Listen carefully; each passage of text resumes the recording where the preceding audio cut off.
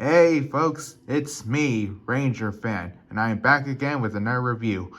And considering that this year marks the anniversary of a certain movie, as well as a certain kaiju, I'm gonna take a look at one of my more favorite figures from this year, and a holy grail in my collection, without a doubt, the Monsterarts Great Decisive Battle Gigan 2004.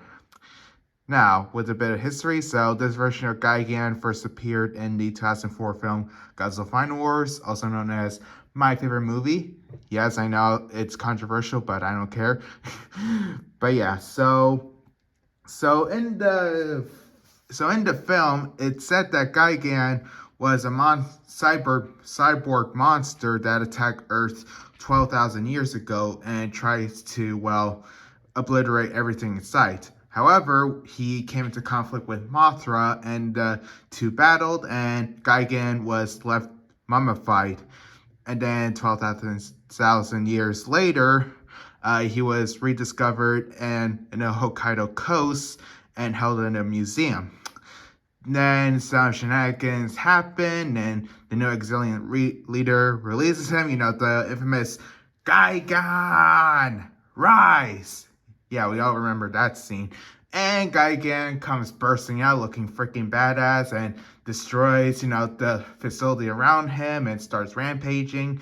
Then later on in the movie, the Gotengo heads off to America to free Godzilla, but Gigan intercepts and tries to demolish the Gotengo, but comes to conflict with Godzilla in a, albeit pretty short fight, admittedly, as Gigan, as soon as he starts fighting Godzilla, not even like a minute into the fight, he gets his head blown off by Godzilla. But yeah, and then later on in the movie, Gigan was repaired and turned into modified Gigan with his chainsaws. And he joins the battle with Mothra, Monster X, and Godzilla. He actually first battles Mothra and manages to pin her down for a while, and he and Monster X starts clobbering Godzilla. But after Gigan accidentally hurts Monster X, Mothra attacks him. Well, actually, tackles them both. Then Gigan and Mothra starts fighting again. Then Gigan, using his chainsaw port in his chest, tries to chop off Mothra, then sets a laser towards her, even though she had her scales around. And then next thing, he gets his head chopped off again with his own saws, and then Mothra coming out flaming, obliterate his entire body. And so yeah, that was Gigan's history in the movie. So yeah. So with that out of the way, let us get into the review. So I'm gonna be honest with everyone when I say this, and I probably said this during my unboxing like a week ago. Was it a week ago? I don't know. But anyways, I'm gonna be blatantly honest. I'm not the biggest SH Monsterarts collector. In fact, by the time I got Gigan, he was actually my third SH Monsterarts. And believe it or not, that was actually during, I kid you not, a drought ever since 2015, because I haven't collected SH Monsterarts since then. The only two I've had for a while were the Spitfire 2014 Godzilla and Type 3 Kiryu 2003. But, when this guy was going to be released, I thought, maybe I could get this one, considering, I'm a Final Wars geek, and, this will be the first time I'll ever have, Chainsaw Gigan in my collection, which I will show off later on. Right now, he's in his default stage. But yeah, so I decided to pull the trigger on him, and finally got him, and yeah, here we are. And that was back in January. So yeah, around the beginning of the year, funny enough. But yeah, so yeah, enough rambling on. Let us commence with the detail. Now, if you guys know SH Monsterarts, you'll know that they'll do spectacular detail. And on Gigan here, he looks fantastic. See the head, so we got his horns here and its spikes. They have a nice silver paint on them with some gunmetal on the lower portions. That looks really nice. Well, particularly on these spikes. This one is more of a silver, but still looks pretty cool. Got Gigan's 2 eyes, his smaller Vaser on his top, and his bigger Vaser, I should say. And if I can zoom in, because I want to see if you guys can see it, you can see tiny little spectacle details in his eyes. And that is a really nice attention to detail by Bandai. And of course, this was part of, the original figure, since it is technically a repaint of that figure. Technically a repaint because from what I saw, this guy seems to be just a tad bit darker with some of the shading and has just a tiny bit of a darker blue. But seeing some images between the two, there's little to no differences in terms of their paint and as well as the sculpt. But, this is the first time I got the Monsterarts Gigan, so I'm just judging it for the first time. And so, yeah, so this looks really nice. The eyes.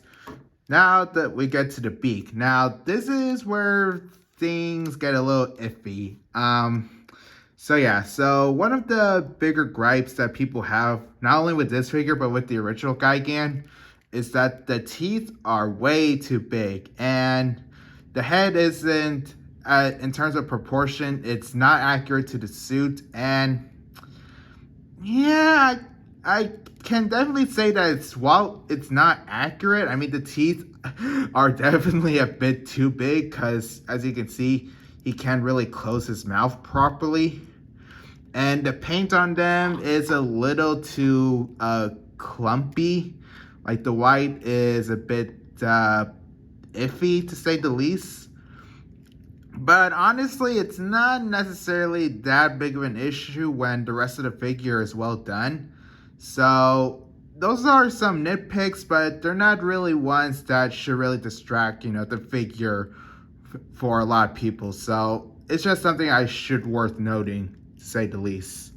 Then open his mouth so we can see, his tongue here, which is well sculpted.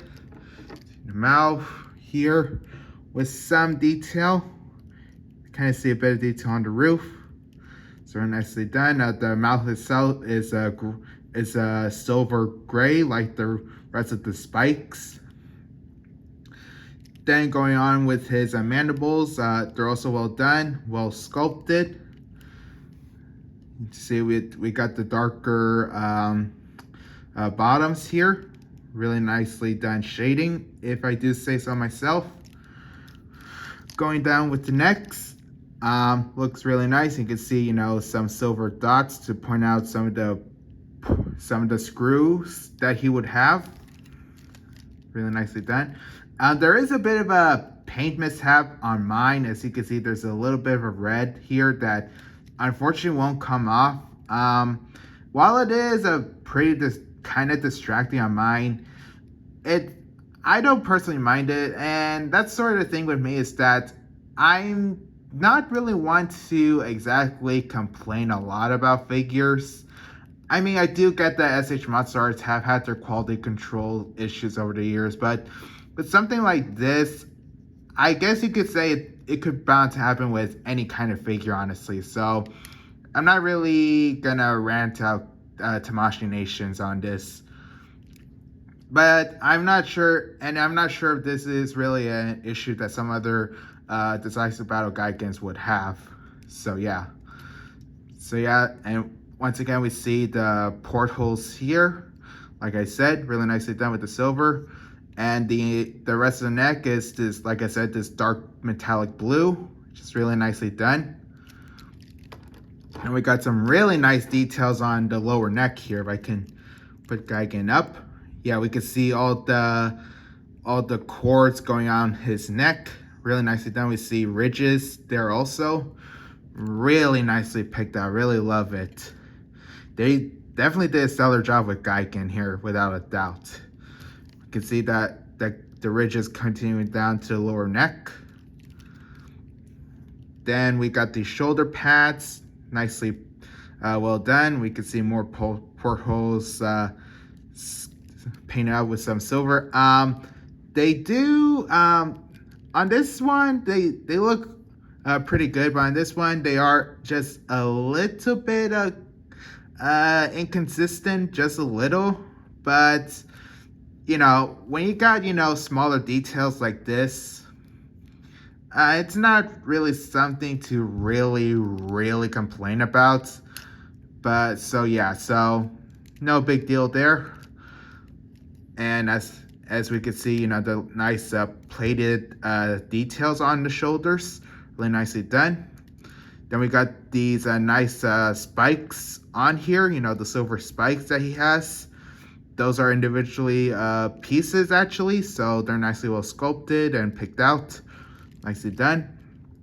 Then we get to the arms. We got some, I can zoom in just a tiny bit. We can see some nice ridges. Again, some nice also cords on here also. Nice plated detail here also on Gigan. Nicely picked out. Then we got the two spikes on his elbows. Really nicely picked out. Really nicely picked out indeed. Then we got the sight-like hooks, which look really awesome. Yeah, this is definitely one of my favorite aspects of this Gigan. He definitely got a big upgrade when compared to the Showa version for sure. So yeah, so we got some more nice details. Of course, smoother because this is more of a metallic part of Gigan. Actually, this whole Gigan is metallic anyway, so why am I even saying that? But yeah, so we see nice screws picked out. We got the anchors ports also picked out, and as you can see that unlike the original, these ones are actually separate pieces, which I will get to later on. So yeah, so we got also nice shaded details on the lower portions of the sight, really nicely done. Then moving on to his body here, we can see some more portholes picked out by silver. Again, a little inconsistent, but no big deal really.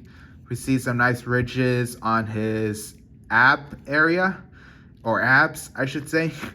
But yes, more cords picked out, as long with some ridges picked out. Then of course we got Gigan's buzzsaw here, really nicely done. It's definitely one of the more infamous parts of Gigan, that's for sure. And as you can see, it is sort of a separate piece here. So yeah, and this does kind of affect the articulation, which I will get to.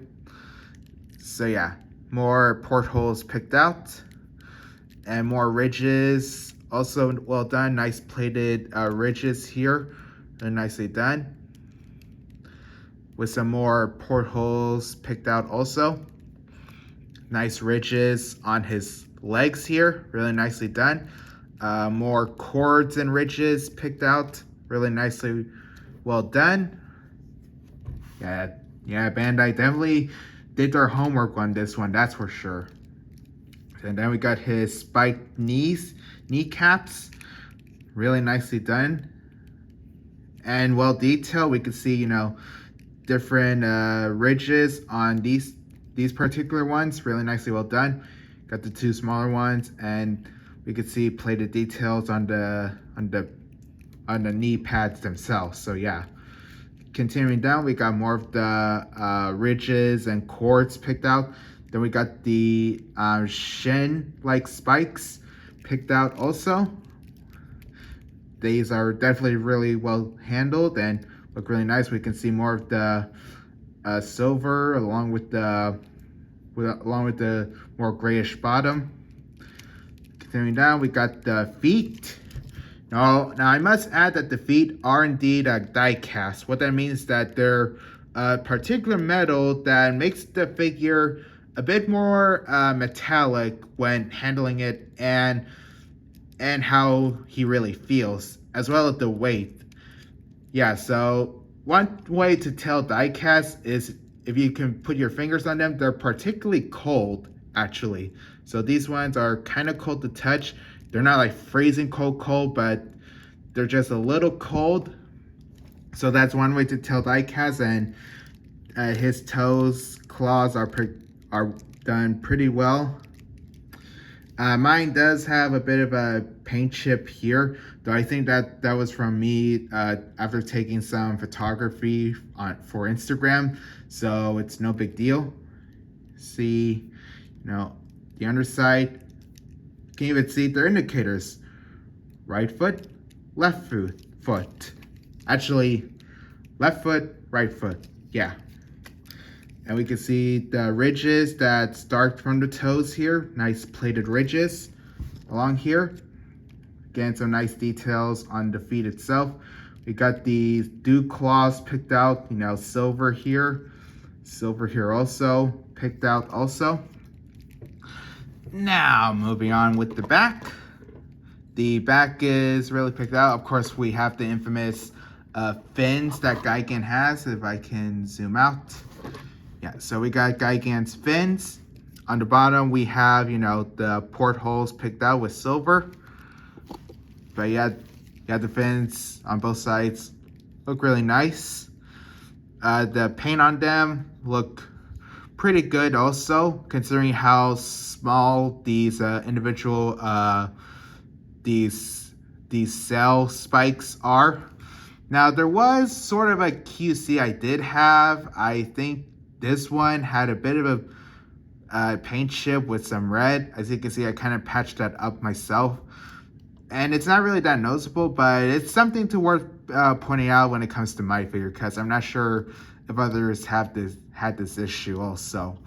But still, it doesn't really detract on how well handled the fins are, as they look really nice. And of course, we got the middle one here, really picked out also. And then, of course, moving on with the lower portion with Gigan's tail. Yeah, so Gigan's tail has a lot going on. We got the beginning of this spike here. Do be careful with this one, honestly, because I did have mine in a position where it was kind of close to this fin.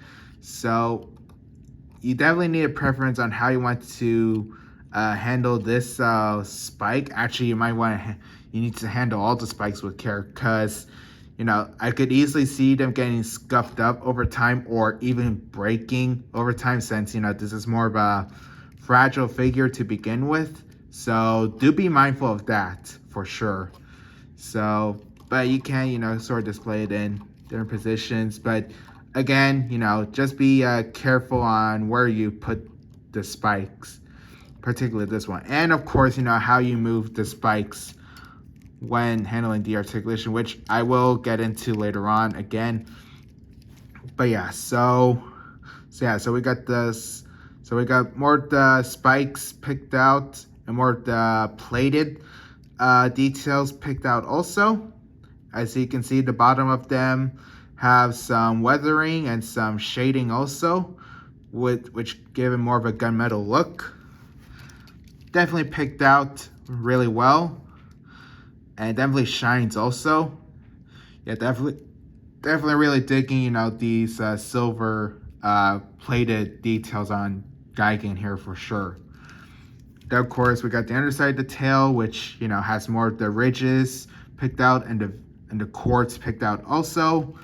And the plated details on the tail stops here, which continues into the infamous spike that 2004 Gigan has. And definitely looks really cool. Yeah, we got, the spikes starting with some silver plated detail. Looks very nice. And of course, we got the big scorpion-like spike at the end, which looks really badass.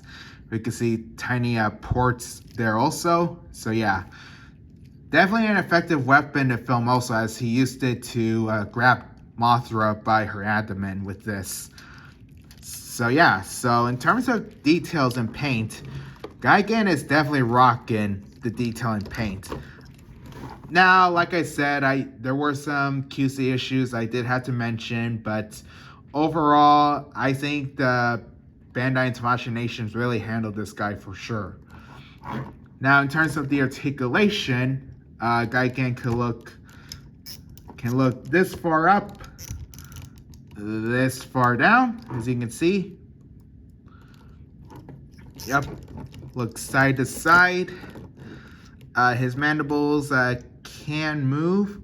I really don't think I want to try to turn them 360 though, because these mandibles are definitely really delicate, and since, like I said, this is a more fragile figure, definitely don't take the risk on really roughening up if you want everything to go 360, because I can't imagine these mandibles breaking apart, so do be careful with that. But yeah, they can move. I prefer to move them more up and down. Then the mouth can, of course, open. Of course, not all the way, like I said, but no really big deal. Now we do have this portion of the chest that can move, but to be honest, I don't really move it, and I don't really recommend it, because as you can see, the reason why it's really limited is because of, you know, the fins on the back, and as you can see, it does sort of affect, you know, how you move the buzzsaw, since, oh, and that happens. Yeah, so another QC that I have on my Gigan is that the, what is this? The left shoulder pad on mine is very loose, like really loose. I can put it here, so you can tell that this particular shoulder pad is loose, so do be mindful of that, and I do think some people reported that, so yeah. But with the articulation, I have seen, you know, people try to move the app, but, you know, it affects, you know, how the cell can poke out, as you can see here. So I don't think the app articulation is really necessary, and I don't think it really is when you're really photographing a Gigan here, because, you know, even with some photography shots, he still looks pretty cool, even with or without the ab articulation needed. So yeah, so don't really think that articulation on the ab is necessarily needed, but, you know, it's there and worth pointing out. So yeah, so we got the arms here, and depending, yeah, so like I said, I don't really think rotating them fully 360. I mean, I guess with this one, you can kind of do it, but, you know, not without risking, you know, popping up the shoulder pad, especially this one that I got here. So, yeah, if I could just move mine. Sorry, folks. Hold on, let me get this guy back in position. Okay, we're good. But yeah, so definitely, I mean, you can, I don't think you would really need them to rotate them 360, just because, you know, the shoulder pads can be really loose. So yeah, but the articulation on the arm themselves are really well handled. Move them up and down, even though you can't exactly move them 360 without affecting the shoulder pads. You can still get them in good amount of ranges. Then we get some nice hinge, nice elbow movement also. By the way, I should mention that the neck system is on a ball joint. This portion of the arm is on a ball joint. The ab is on a ball joint, and this and the elbow right here, technically on ball joints, but they're more or less a swivel system. So yeah, and the blades, 360, no problems there. So you can get Gigan in some pretty creative poses with these hooks. Yeah, that looks pretty badass, doesn't it? So, yep. As for the legs, kick them about this far.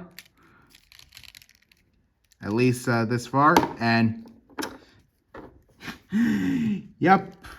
And that leg just pop off. Don't worry, folks. Yeah, mine does have some loose parts. Like I said, the shoulder pad. And as you can see here, this leg right here. So, yeah. But it's not like I really handle this guy too often. So, yeah. So, no really big deal here. But at least with this leg, you can kick it about this far, which is the maximum with this leg also. So, yeah, we're pretty good on that. And this is how far they can go backwards. That would look really cool. Yep, as for the... And these are, of course, in case you guys didn't see the inside of this guy, on ball joints on the legs, the knees, swivels. So you can kick them out that far on both legs. Then the toes. They are on ball joints, so you can move them up and down. And they are well done and not really loose, so that's pretty good. Then the tail can move really well. This is definitely one of the probably one of the best tails that Monsterarts have done, as you can see. But of course, we of course have to be mindful with the spikes on the tail, which does, as you can see, they do kind of jumble up together.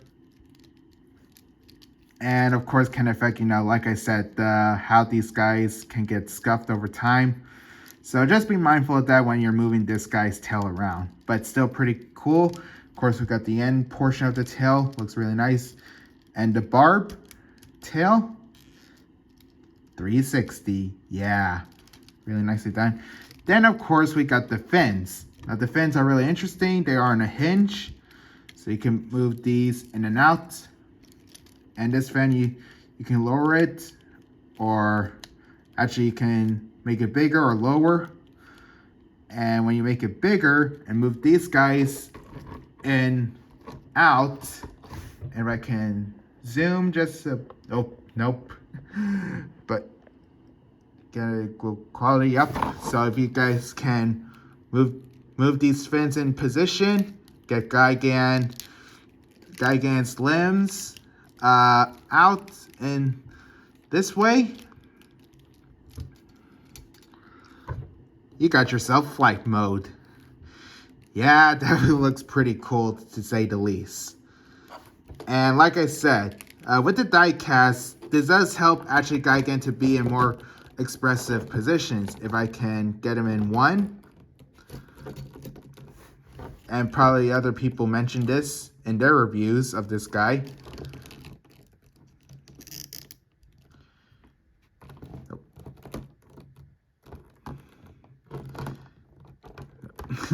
Sorry about this, folks.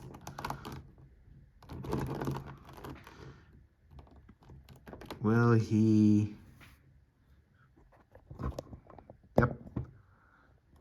He can actually stand with his 2 feet, with his tail off the ground. So, yeah, that is definitely really good engineering by Bandai's part. So, articulation, pretty solid. Even though it's limited in some area, considering what the design Gigan has in this particular design, I think it's really acceptable, to be quite honest with you guys. And the fact that he can stand without his tail, definitely rocking it, Bandai, definitely. So, yep. So, yeah. And, of course, one of the main selling points with Great Decisive Gigan is, of course, his accessories. So, yeah, so I might actually have to edit these parts, but I think the more simpler... okay, so I was actually looking around a bit, but yeah. So I'm going to start off with this, one of his more simpler accessories that he has is his laser beam, or his cluster, whatever Godzilla said in their video. I probably have to rewatch their kaiju profile on Gigan. But yeah, so we got his I-beam, which definitely looks pretty cool here. I'm gonna be honest, I don't really display my Monsterarts with their accessories too often.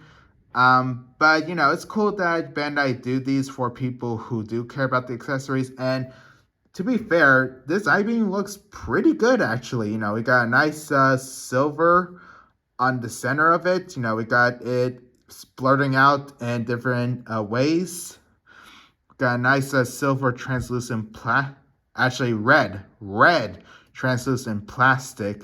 Really well done. We got some nice silver accent also. And of course, we got the mold where Gigan's eye would be. So yeah, so how you set this up is we got this small stand. Nothing too special here, but you know, so what you want to do is with this rod, find a more smaller peg here and apply it here on the bottom, like so. Then grab the I-beam itself, then plug the ball socket here with the port that the I-beam has. And you want to do this pretty carefully because I have had Tamashii stands break off, so that's why I don't necessarily feature my figures with their accessories so often. But yeah, so if you want, get Gigan in position, get him in, you know, blurring out his arms out, and getting the laser in proper position if I can. Probably need to put Gigan's tail down for this one. Okay. You can see Gigan with his infamous I-beam. Definitely looks pretty cool here. Definitely wish this would have been something on the original, but you know, it's good that they included it now for this repaint quote re-release, to say the least. So yeah. And another accessories that they've included is his infamous grappling hooks that he had in the movie, where he tries to coil up Godzilla. And this is probably the part where I probably have to edit this out. So if you guys give me a minute, I'll be right back. Okay, so there wasn't really a hassle, but you know, as you can see, I got the anchors placed in, and as you can see, these are pretty interesting accessory to say the least. I'm gonna be honest, I'm not really the biggest fans on this.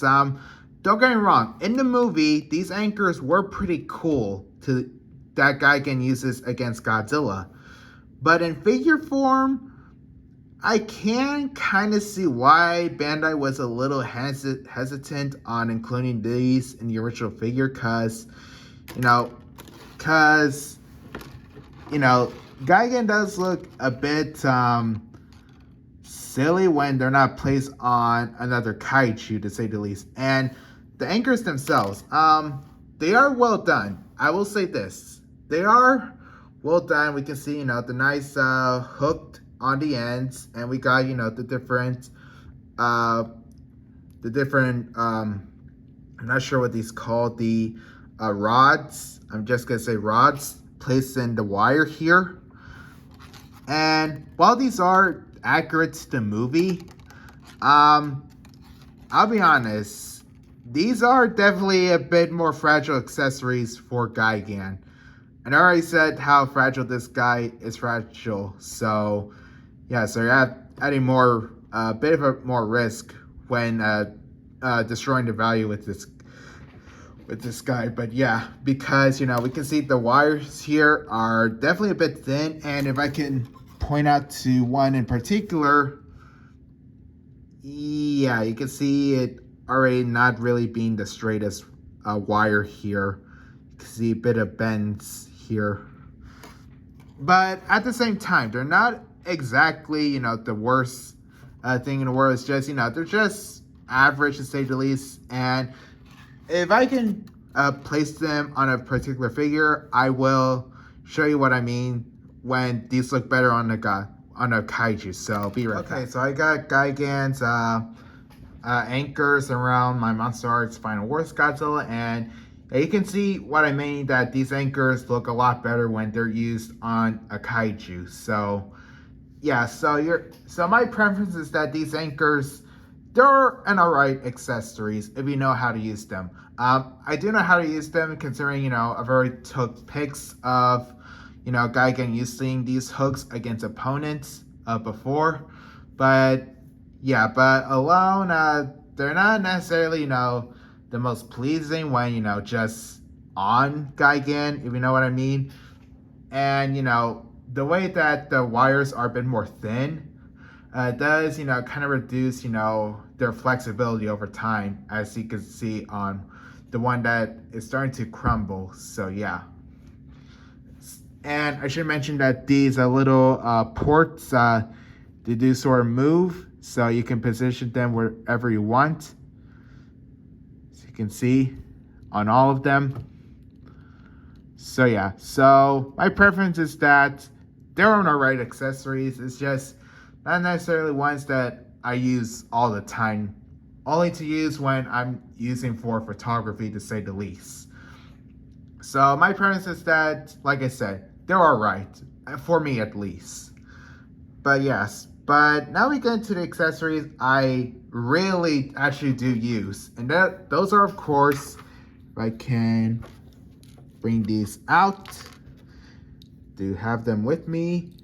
And they are, of course, Gigan's modified parts. So I'm going to do another cut so we can get Gigan in his modified form. So now we have modified Gigan. And this was one of the main reasons why I bought this figure in the first place.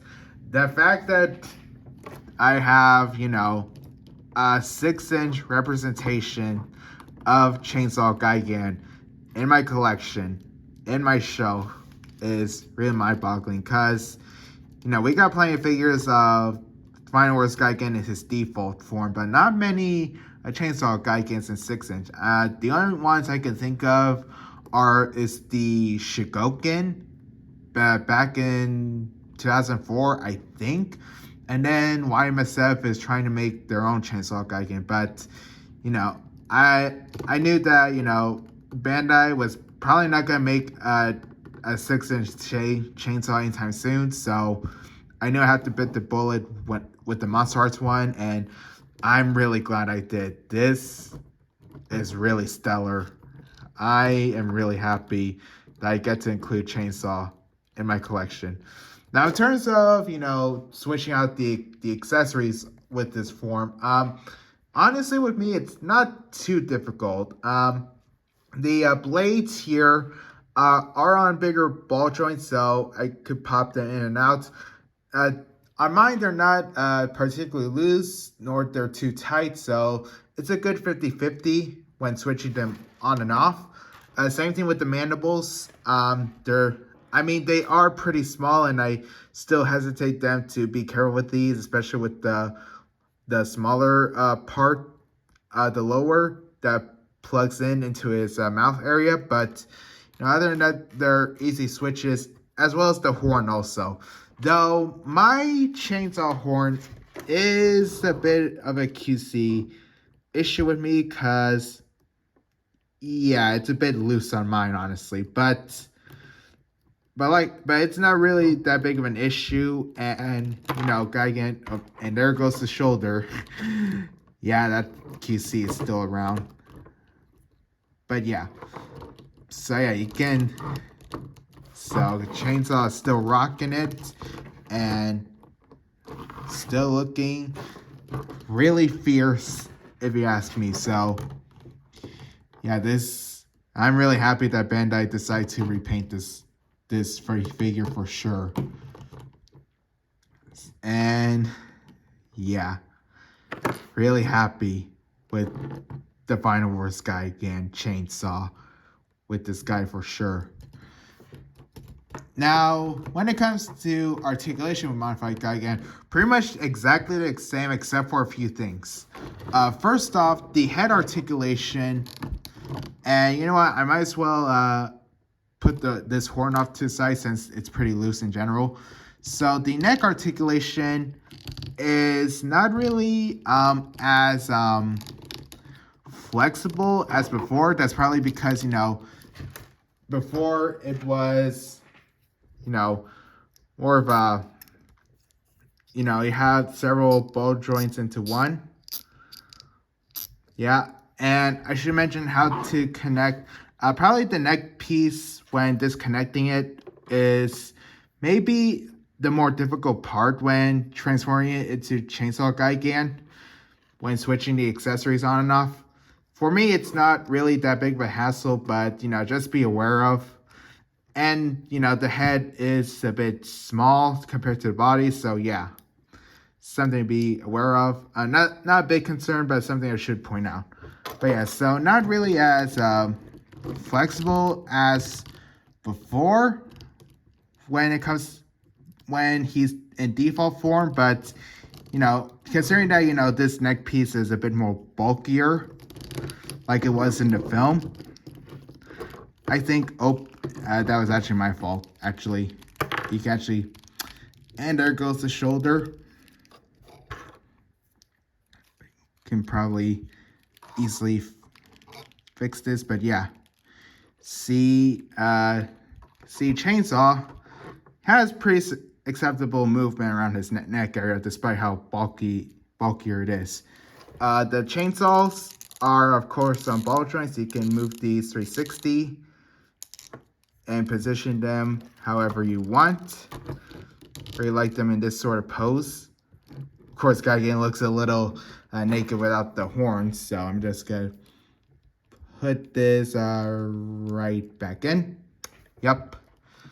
So, yeah, so 360. Now, the blades on the chainsaws are really interesting. They can actually slightly, if I can show, probably on this one, they can actually rotate. But I do agree that they're a little bit more sensitive. I mean, you can probably see me doing it quite well, but, you know, considering that that this is, like I said, a more fragile figure, I can definitely see these kind of being damaged over time. So not necessarily a part of Gigan I would play around constantly. So yeah, something, like I said, that I would want to point out. So yeah, and it is on all of the chainsaws also. So yeah, so not as something that you want to mess around with constantly, but yeah, something I want to point out. And it's kind of a cool detail that Bandai did, but it's not something that I really finick around constantly. So yeah, so we get Gigan in more straight forward position, because now we have to get into the scaling or size comparisons. So yeah, so if I can compare some things around. So yeah, so let's compare Gigan with some figures, shall we? So actually, if I can get him more upright. Yeah, I think that's actually pretty good. So yeah, so in terms of the scaling, let's compare him with his mortal enemy.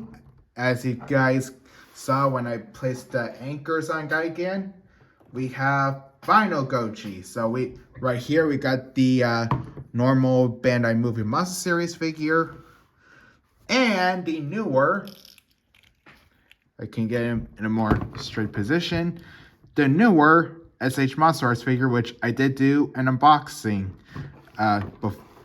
prior to this. So yep.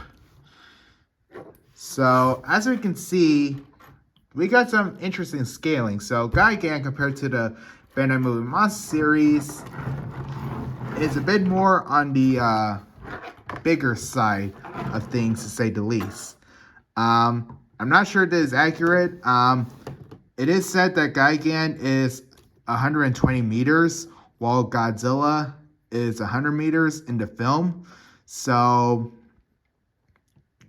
I guess it's accurate, but I'm pretty sure the two of them were around the same size, the very least. So yeah, but compared to the Final Wars, SH Monsterarts, they look a bit better in terms of scale. I mean, he still looked good with the Moving Monster series, but I think the scale is a little bit more accurate. I think these two look pretty accessible with one another. And the two of them are definitely going to look great when the SH Monsterarts, when the SH Monsterarts Monster X comes around. Oh, that's going to be freaking badass. You know, we got Godzilla and Gigan squaring off with each other, and then we got Monster X along. So, looking forward to that release. So, yeah. So, you know, Final Wars Monsterarts Gigan looks pretty good compared to, you know, your average Bandai figure, but, you know, he does look a little bit better with, you know, other Monsterarts figures, especially with his companion, Godzilla.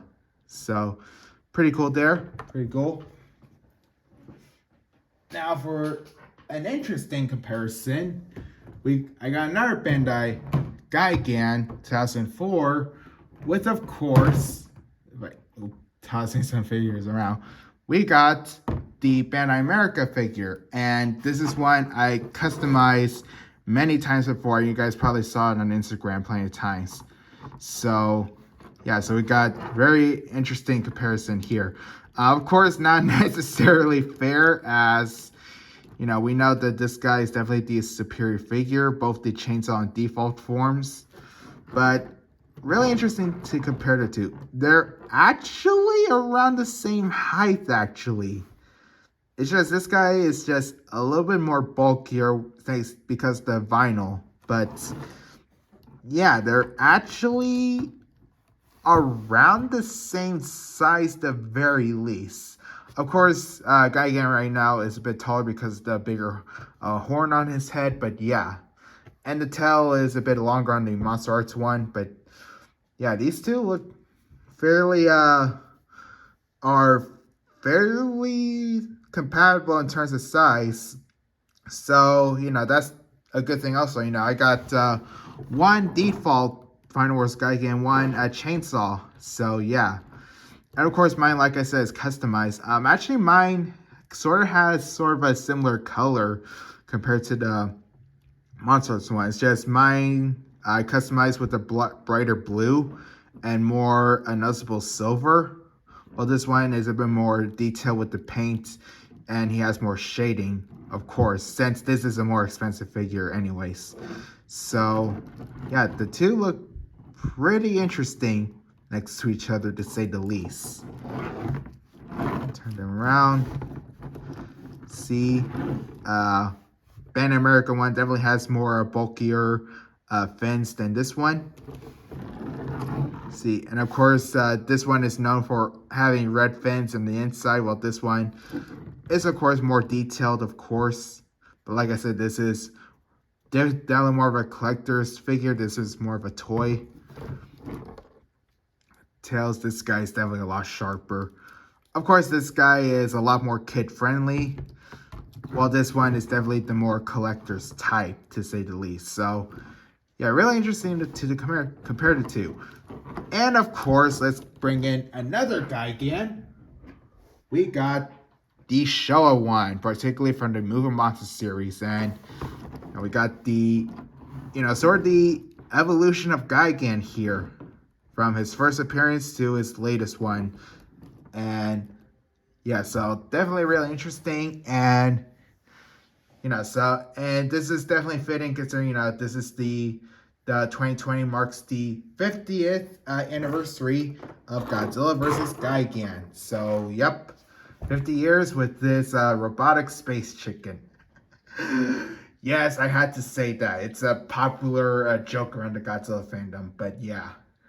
Yeah, definitely cool compare these guys on, you know, Gigan's 50th year on Earth. So, yep, really cool here. And we can definitely see how the designs have changed. You know, this design is definitely a lot more simpler compared to these guys. You know, the newer Final Wars designs are definitely a lot more badass and a lot more metal, to say the least. But yeah, it's really interesting comparing these guys together. Got, you know, regular Showa, default Final Wars, Chainsaw Final Wars. So, yep, really interesting to compare these guys together. Now, in terms of other comparisons, let's compare with some other kaijus.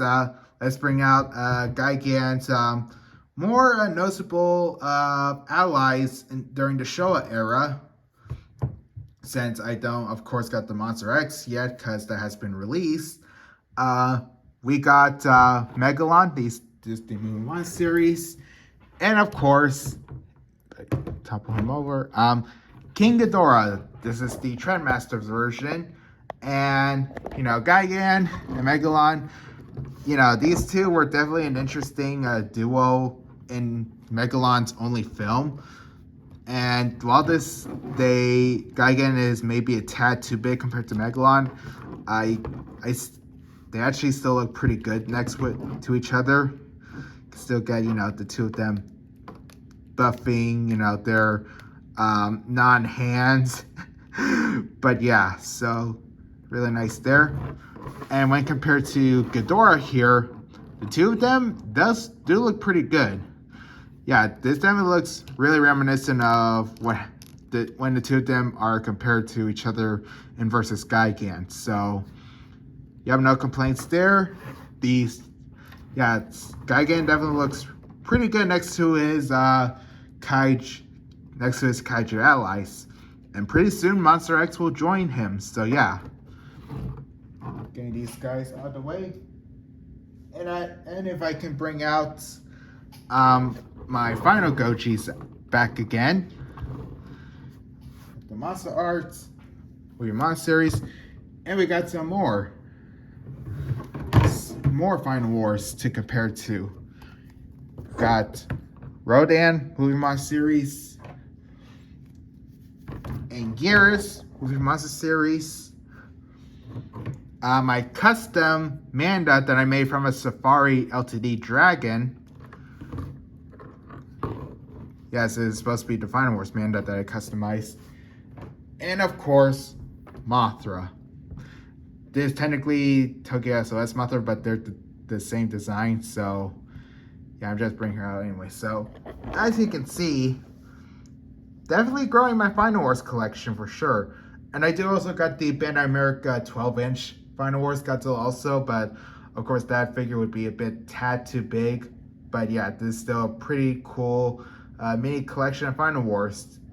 Actually, I am such a dumbass and actually forgot to bring out Bandai America Gigan. So now we